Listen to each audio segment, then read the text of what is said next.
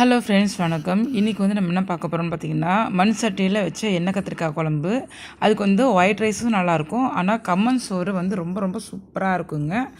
இது ரெண்டு தான் நம்ம ரொம்ப பார்க்க போகிறோம். பாருங்கள், மண் சட்டியிலே வச்சுருக்க தேங்காய் ஊற்றாமல் கொலஸ்ட்ரால் இல்லாத செய்யாத மண் சட்டியில் வச்சுருக்க, அதாவது ரொம்ப சூப்பரான டேஸ்ட் நல்லாயிருக்கும். உங்களுக்கு உடம்புக்கு ஹெல்த்தியும் நல்லாயிருக்கும். இதுதான் நம்ம பார்க்க போகிறோம் எப்படி செய்யலாம்னு சொல்லிட்டு. நம்ம சேனல் வரைக்கும் சப்ஸ்கிரைப் பண்ணலாம், சப்ஸ்கிரைப் பண்ணுங்கள், லைக் பண்ணுங்கள், ஷேர் பண்ணுங்கள், கமெண்ட் பண்ணுங்கள். வீடியோ ஸ்கிப் பண்ணாமல் பாருங்கள். இதுக்கு தொட்டுக்கு ஆம்லேட்டு இதே எல்லாமே பார்க்கலாம் நம்ம.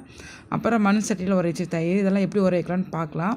அப்புறம் இந்த வத்தல், இது தனியாக உங்களுக்கு அப்லோட் பண்ணுறேன். இது சோள வத்தலுங்க. உங்களுக்கு இது தனியாக நான் இன்னொரு ஃபுல் வீடியோ உங்களுக்கு அப்லோட் பண்ணுறேன். இன்றைக்கி இதெல்லாம் பார்க்க போகிறோம். அதனால் வீடியோ ஸ்கிப் பண்ணாமல் பாருங்கள். மண் சட்டியில் உர வச்சு தயிர் எப்படி உர வைக்கலான்னு அதையும் உங்களுக்கு காமிக்கிறேன். தயிர் நான் வீடியோ எடுத்தப்போ என்ன அது உரையில மத்தியானம் சாப்பிட்றதுக்கு கரெக்டாக அது உங்களுக்கு குறைஞ்சிரும். இந்த ஜவரிசி வத்தல் உங்களுக்கு ஏற்கனவே ஒரு சேனலில் போஸ்ட் பண்ணியிருக்கு. உங்களுக்கு அதனால் லிங்க் டிஸ்கிரிப்ஷன் தரேன், செக் பண்ணிக்கோங்க. வீடியோக்குள்ளே போகிறதுக்கு நம்ம சேனல் வரைக்கும் சப்ஸ்கிரைப் பண்ணுங்கள், லைக் பண்ணுங்கள், ஷேர் பண்ணுங்கள். வாங்க வீடியோக்குள்ளே போகலாம். இன்றைக்கி நம்ம எண்ணெய் கத்திரிக்காய் குழம்பு பண்ண போகிறோங்க. இது நெய் கத்திரிக்காய்னு சொல்லுவோம். இந்த மாதிரி பிஞ்சு கத்திரிக்காய் வாங்கி குட்டி குட்டியாக எடுத்து வச்சுருக்கேன். இது எண்ணெய் கத்திரிக்காய் குழம்புக்கு இந்த சைஸில் இருந்தால் தான் நல்லாயிருக்கும். உங்களுக்கு இது 4 மட்டும் கட் பண்ணிக்கணும், ஃபுல்லாக கட் பண்ணிக்கூடாது. 4 அப்படியே வகுந்துக்கணும், அவ்வளோதான். காம்போடு தான் இருக்கணும். காம்போடு சாப்பிட்டா தான் காய் நல்லா டேஸ்ட்டாக இருக்கும். இது வாங்கி நான் ஒரு 4 நாள் ஆச்சு. நான் அன்றைக்கே செய்ய நினச்சேன், அப்புறம் டைம் இல்லை, வேறு ஒரு குழம்பு செஞ்சேன். என் பையனுக்கு இது பிடிக்காது இந்த குழம்பு. அவன் நான்வெஜ் திங்க மாட்டான். இது நாட்டுக்கோழி குழம்பு மாதிரி இருக்குன்னு சொல்லிட்டு அவன் திங்க மாட்டேம்மா. அதனால் அவன் நேற்று தான் ஹாஸ்டல் பண்ண, அதை இன்றைக்கி நான் பண்ணுறேன். இது நாட்டு தக்காளிங்க. இது உங்களுக்கு எல்லாம் எப்படி சொல்கிறது, நல்லா வாங்கி நாளாகிடுச்சு பாருங்கள், சுருண்டுருச்சு. அதனால தான். ஆனால் நல்லாயிருக்கும், டேஸ்ட் நல்லாயிருக்கும். அப்புறம் வெங்காயம் பூண்டு உளிச்சு வச்சுருக்கணும். இது பூண்டு பார்த்திங்கன்னா எப்போதும் பார்த்திங்கன்னா அரைச்சி இப்போ பேஸ்ட்டெல்லாம் அரைப்பற பூண்டு உளிப்போம் பார்த்திங்கன்னா நல்லா சின்ன சின்ன பூண்டாக வரும் பாருங்கள். அதெல்லாம் தனியாக நான் பொறுக்கி வச்சுக்கேன். ஏன் தெரியுங்களா, அரைக்கிறப்ப பெரிய பூண்டாக போட்டுருவேன். அப்புறம் இந்த மாதிரி சின்ன சின்ன பூண்டாக போட்டு இந்த குழம்புல போட்டால் தான் உங்களுக்கு நம்ம ரெண்டாக நறுக்கி போட தேவையில்லை. முழுசாக போட்டால் இது வெந்து இருக்கும். பட் ஆனால் குலையாது உங்களுக்கு. இது அதுக்கோசரம் தான் நான் அந்த மாதிரி சின்ன பூண்டாக தனியாக பொறுக்கி வச்சுப்பேன். நான் எல்லாம் உளிச்சிருவேன் ஒன்றா, உளிச்சிட்டு இது மாதிரி தனித்தனியாக பொறுக்கி வச்சுருவேன். பாருங்களேன், இது அழகாக இருக்கும். அது ரெண்டாக நறுக்கி போட தேவையில்லை. இல்லைன்னா பெருசாக இருக்குது, நம்ம நறுக்கி போடுவோம், அது குழஞ்சி போயிடும். இது குலையாது. இன்னைக்கு கொஞ்சம் பூண்டு, இந்த வெங்காயம் கொஞ்சம் பெருசாக இருக்குல்லைன்னா எல்லாமே இதே சைஸில் தான். நான் வெங்காயம்லாம் இந்த சைஸ் ஒரே சைஸாக தான் நான் உளிச்சு போடுவேன். அப்போ தான் உங்களுக்கு குலையாமல் இருக்கும். பெருசாக இருந்தாலும் நம்ம நறுக்கி போட தேவையில்லை. ஓகே, இப்போ இது நம்ம தக்காளி கொஞ்சம் உப்பு போட்டு நம்ம அரைச்சிக்கலாம். நல்லா கழுவிட்டு அரைச்சி வச்சுக்கலாம். இதை 4 அரைஞ்சி வச்சுக்கலாம். அரைகிறப்ப கழனி தண்ணியில் போடணும் உங்களுக்கு, இல்லாட்டி மஞ்சத்தூள் தண்ணியில் போடணும். இல்லைன்னா உங்களுக்கு கத்திரிக்காய் கருத்துரும் உங்களுக்கு. இதை அரைச்சி வச்சுட்டு இது நம்ம தேங்காய் ஊற்ற போகிறது கிடையாது, வேறு எதுவுமே கிடையாது. பிடிச்சவங்க நல்லெண்ணெய் ஊற்றிக்கலாம், இல்லைன்னா கல்லெண்ணெய் ஊற்றிக்கலாம். உங்களுக்கு நல்லெண்ணெய் ஊற்றினா கொஞ்சம் நல்லா டேஸ்ட் நல்லாயிருக்கும். அசல் நாட்டுக்கோழி குழம்பு எப்படி இருக்கும் உங்களுக்கு அதே மாதிரி இருக்கும். ரொம்ப டேஸ்ட் நல்லாயிருக்கும். நம்மளோட சாய்ஸ் தான் அது என்ன இந்த நேரத்துக்கு. இது நம்ம ஃபஸ்ட்டு உப்பு போட்டு அரைச்சிக்கலாங்க. நம்ம இப்போ இப்படி உள்ளே பார்த்துக்கணும் 4 அரைஞ்சி போடுறப்ப.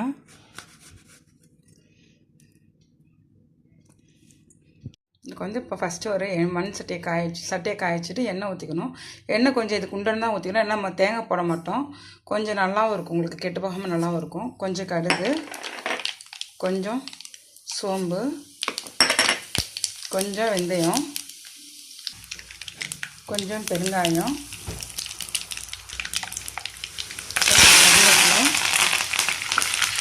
அப்புறம் புளிச்சு வச்ச வெங்காயம் பூண்டு. இதை கொஞ்சம் தூள் போட்டு வதக்கணும், அப்போ தான் டக்குன்னு வதங்கும்.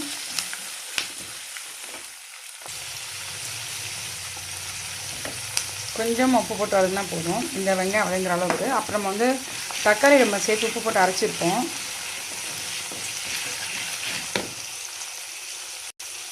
இந்த வெங்காயம் பூண்டு ரொம்ப நேரம் வதங்க வேணாம், ஏன்னா கத்திரிக்காய் போட்டு வதக்குவோம். அதனால ரொம்ப நேரம் வதங்க வேணாம். ஏன்னா ரொம்ப நேரம் வதங்கிச்சுன்னா உங்களுக்கு குழம்பு வெந்து இறங்குங்காட்டியும் பார்த்தீங்கன்னா உங்களுக்கு எல்லாம் எப்படி சொல்கிறது, குழஞ்சி போயிடும் ரொம்ப. பாருங்கள், பார்க்குறப்ப எவ்வளோ அழகாக இருக்கும். முழுசாக கத்திரிக்காய் நல்லாயிருக்கும், செம்ம டேஸ்ட்டாக இருக்கும்.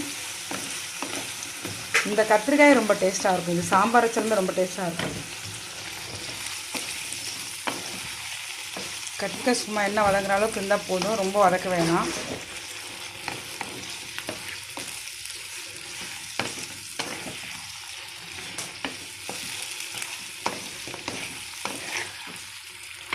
இப்போ வந்து நம்ம இது வந்து கறி மசாலா தூள், அதாவது நான் வீட்டில் நான் அரைச்சிது. உங்களுக்கு வந்து இதோட லிங்க் வந்து டிஸ்கிரிப்ஷன் தரேன். இல்லாட்டினா நீங்கள் வந்து 1 ஸ்பூன் மிளகாத்தூள், 1 ஸ்பூன் மல்லித்தூள், அப்புறம் கொஞ்சம் ஜீரகத்தூள், கொஞ்சம் சோம்புத்தூள்லாம் நீங்கள் ஆட் பண்ணிக்கலாம். இந்த தூள் எப்படி அரைக்கிறது உங்களுக்கு லிங்க் வந்து டிஸ்கிரிப்ஷன் தரேன். ஏற்கனவே சேனலில் போஸ்ட் பண்ணியிருக்கு. இது வந்து அந்த பொடி போடுறப்ப வந்து அடுப்பு வந்து ஸ்லோ பண்ணி வச்சுக்கலாம், டக்குன்னு கரிஞ்சிடும் உங்களுக்கு. நல்லா சும்மா லைட்டாக ஒரே ஒரு ஃப்ரை ஆனோடனே, ரொம்ப நேரம் வதக்கூடாது, போட்டு கரிஞ்சிரும். கொஞ்சமாக மஞ்சத்தூள், அவ்வளோதான். ஒரே ஒரு செகண்ட் தான். எனக்கு மண் சட்டிங்கிறப்ப ரொம்பவே சீக்கிரமே தரும், அது ஹீட் இது பண்ண இருக்கும். அப்புறம் அரைச்சிச்சு தக்காளி. நம்ம இதில் எப்போவுமே நான் உப்பு போட்டு தான் அரைப்பேன் எப்போவுமே. இன்றைக்கி உப்பு போட்டு அரைக்கல, இப்போ கொஞ்சம் உப்பு போட்டு இது பண்ணிக்கலாம். நல்லா ஃபஸ்ட்டு ஒரு வதக்கிட்டு அதுக்கப்புறம் உப்பு போட்டுக்கணும்.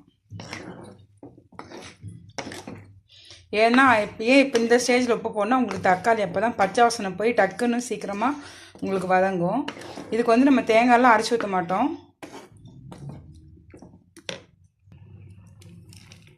கொஞ்சமாக போட்டுக்கலாம். நல்லா ஒரே ஒரு கொதி வரட்டும். கொதி வந்தால் நம்ம வந்து ஸ்லோ பண்ணி வச்சிடலாம். இன்னும் கொஞ்சம் கழனி தண்ணி ஊற்றிக்கலாம். இந்த வந்து எப்போவுமே குழம்பு வந்து பார்த்திங்கன்னா கழனி தண்ணியில் தான் வைக்கணும். அப்போ தான் டேஸ்ட் ரொம்பவே நல்லாயிருக்கும். சத்தும் கூட உங்களுக்கு அது கழனி தண்ணி. இப்போ நம்ம அந்த மிக்சியில் அரைச்சி இந்த தக்காளி அரைச்சோம்ல, அது கழுவி தண்ணி கொஞ்சம் ஊற்றிக்கலாம். இதுக்கு வந்து தண்ணி வந்து ரொம்ப ஊற்ற தேவையில்லைங்க. இது வந்து கொஞ்சம் கொலன்னு தான் இருக்கணும். ரொம்ப தண்ணியாகவும் இல்லாமல் கெட்டியாகவும் இல்லாமல் கொஞ்சம் லிக்விடாக தான் இருக்கணும். அப்போ தான் நல்லாயிருக்கும்.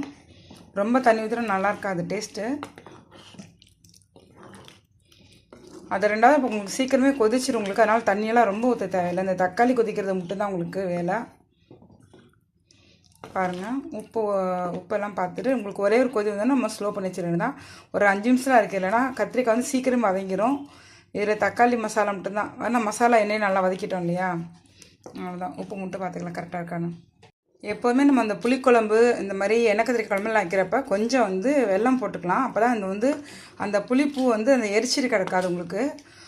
வச்சு நம்ம லேட்டாக சாப்பிட்ட பரவாயில்ல, உடனே நம்ம சாப்பிட்றதா இருந்தால் கொஞ்சம் வெல்லம் போட்டுக்கலாம். அது டேஸ்ட் வந்து உங்களுக்கு வேறு லெவலில் கொடுக்கும்.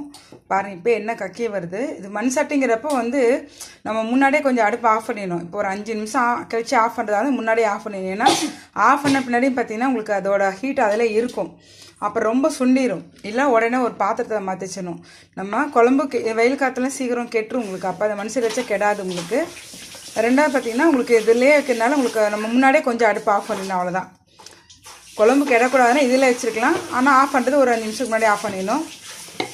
இல்லை நம்ம சுண்டிடக்கூடாது அப்படின்னு சொல்லிட்டு பார்த்தோம்னா நம்ம வேறு கிண்ணியில் வெந்தோடனே உடனே ஆஃப் பண்ணிடலாம். அவ்வளோதான். கொதிச்சோன்னே ஒரே ஸ்லோ பண்ணி வச்சிடலாம். எண்ணெய் கக்கி மேலே பிரிஞ்சு வரப்போ நம்ம அடுப்பை ஆஃப் பண்ணிடுறது தான். ரொம்ப நேரம் ஆகாது. பாருங்கள், கொதி வருது. நம்ம அடுப்பை வந்து ஸ்லோ பண்ணிடலாம். ஒரு 5 நிமிஷம் கழிச்சு அடுப்பை ஆஃப் பண்ணிடலாம். இப்போ எண்ணெய் கக்கி வந்துச்சு பாருங்கள். ரொம்ப டேஸ்ட் செம்மையாக இருக்கும். அவ்வளோதான். பாருங்கள், எண்ணெய் கக்கி சைட்லலாம் ஃபுல்லாக வந்துச்சு பாருங்கள். அவ்வளோதான். அடுப்பை ஆஃப் பண்ணிடலாம்.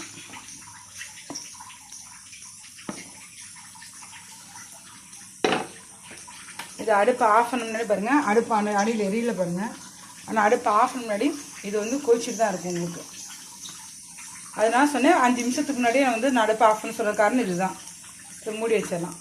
பாருங்கள், இப்போ நம்ம வந்து கம்பு வந்து நம்மளா ஊற வச்சுருக்கோம் பார்த்தீங்களா. இப்போ தண்ணியை வடிச்சிட்டு இது நல்லா உணர விடணும். அதாவது கையில் தொட்டால் ஈரம் இருக்கணும். ஆனால் மொத்தமாக இந்த மாதிரி இப்படி இருக்கக்கூடாது, இந்த ஈரமாக இருக்கக்கூடாது. அப்போ தான் வந்து மிக்சியில் அரைச்சா உங்களுக்கு வந்து குறைன்னு அந்த ஈர அரிசி அரைப்போம் பார்த்தீங்களா, அந்த மாதிரி உங்களுக்கு அந்த பவுட்ரு மாதிரி வந்தால் தான் நம்ம கம்மஞ்சோறு செய்கிறதுக்கோ இல்லை கூல் பண்ணுறதுக்கோ நல்லாயிருக்கும்.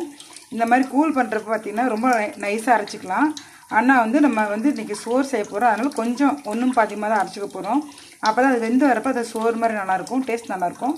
இப்போ தண்ணியை வடிச்சிட்டு உங்களுக்கு உணர போடலாம். இது வந்து இந்த பாசி பயிறு இதெல்லாம் போடுறதாங்க. பாசி பயிரெலாம் போட்டால் வெள்ளைத்துண்டு போட்டால் உங்களுக்கு இப்படி தான் ஆகும். நல்லா உணர விடலாம். தண்ணி உறிஞ்சிச்சுன்னா உங்களுக்கு அந்த பவுடர் மாதிரி ஒரு இல்லாட்டா பவுடர் மாதிரி வராது. ஒரு மாதிரி எப்படி சொல்கிறது, தண்ணி ஊற்றி அரைச்ச மாதிரி பாதியாக ஒரு மாதிரி ஆயிரும். சும்மா ஒரு 5 நிமிஷம் இருந்தால் போதும் உங்களுக்கு தனித்தனியாக உணர்ந்துடும் உங்களுக்கு. பாருங்கள், இந்த மாதிரி தான் அது ஈரம் இருக்கணும். ஆனால் கையில் வந்து உதிரியாக வரணும். இப்படி இருந்தால் தான் மிக்சியில் போட்டோம்னா பவுடர் ஆகும் உங்களுக்கு.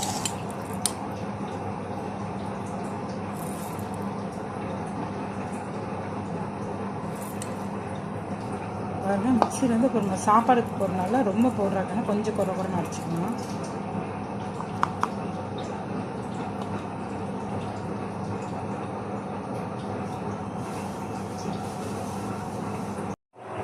பாருங்கள் நம்ம வந்து ரொம்ப நைஸெல்லாம் அரைக்கல, கொஞ்சம் குறைன்னு தான் அரைச்சிருக்கு. இப்போ வந்து தண்ணி கொதிக்குது, நம்ம போட்டு கிளறி வைக்கலாம். தண்ணி பாருங்கள் நான் ஸ்லோ பண்ணி வச்சுருக்கேன். தண்ணி வந்து கொதிக்குது, இப்போ வந்து கிளறி வைக்கணும்.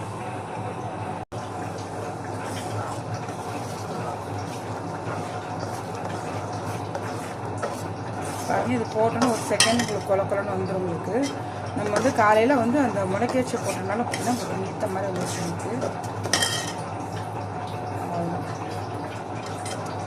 இதில் கொஞ்சம் உப்பு போட்டுக்கலாம். குழம்புல இருக்கும், ஆனால் லைட்டாக கொஞ்சமாக போட்டால் போதும். பாருங்கள் காலையில் கம்மங்க பண்ணி பண்ணிட்டு ஒரு செகண்டில் டக்குன்னு வச்சு அவெல்லாம் ஸ்லோ பண்ணி வச்சுட்டு அது வாடகை வேணும் உங்களுக்கு. ஒரு 10 நிமிஷம் வேக விடலாம். ஏன்னா உங்களுக்கு சாதம்ல தண்ணி கம்மியாக வச்சுருக்கோம், கொஞ்சம் குறுனே அரைச்சிருக்கோம், அதனால் கம்பு வேகணும்ல உங்களுக்கு. அதனால் உங்களுக்கு ஒரு 10 நிமிஷம் மூடி வச்சலாம்.